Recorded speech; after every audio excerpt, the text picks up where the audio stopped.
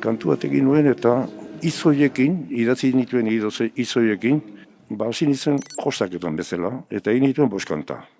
Pasa zen urte bete, pasa zen urte terdi, eta alabak ematen zituen, alabak hartzen zituen nolabaiteko kontzertuetako deiak.